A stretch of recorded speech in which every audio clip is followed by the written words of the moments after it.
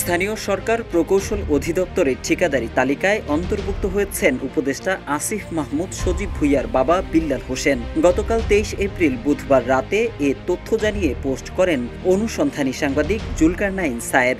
এদিকে অন্তর্বর্তী সরকারের তরুণ এ উপদেষ্টার বাবার নামে ঠিকাদারি লাইসেন্স থাকায় তা নিয়ে সমালোচনা শুরু হয়। এবার এই ঘটনায় ক্ষমা চেয়েছেন উপদেষ্টা আসিফ মাহমুদ সজীব ভুঁইয়া। আসিফ মাহমুদ সজীব ভুঁইয়া সামাজিক যোগাযোগ মাধ্যম ফেসবুকে একটি পোস্ট করে বাবার ঠিকাদারি লাইসেন্স থাকার বিষয়টি নিশ্চিত করে ক্ষমা চান।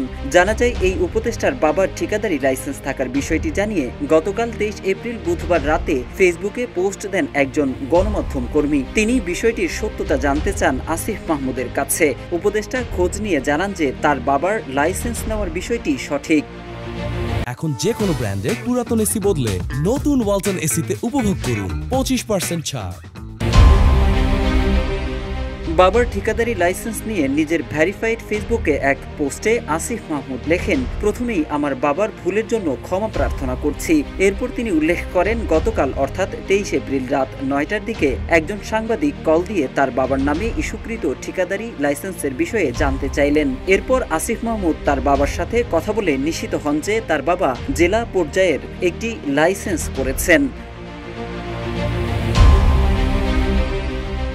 তরুণ এই উপদেষ্টা আরও লেখেন, তিনি উক্ত বিষয়টি ওই সংবাদ কর্মীকে নিশ্চিত করেছেন। এরপর ওই সংবাদ কর্মী পোস্ট করার পর গণমাধ্যমে সংবাদ হয়।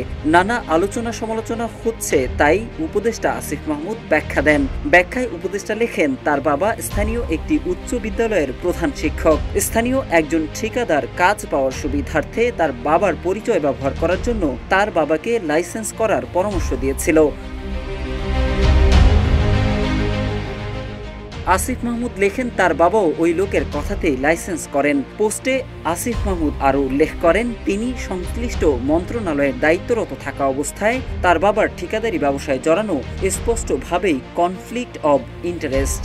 বিষয়টি বোঝানোর পর তার বাবার আবেদনের প্রেক্ষিতে লাইসেন্সটি বাতিল করা হয়েছে বলেও জানান তিনি। পোস্টের শেষের দিকে আসিফ মাহমুদ তার বাবার পক্ষ থেকে ক্ষমা চাওয়ার বিষয়টি উল্লেখ করেন।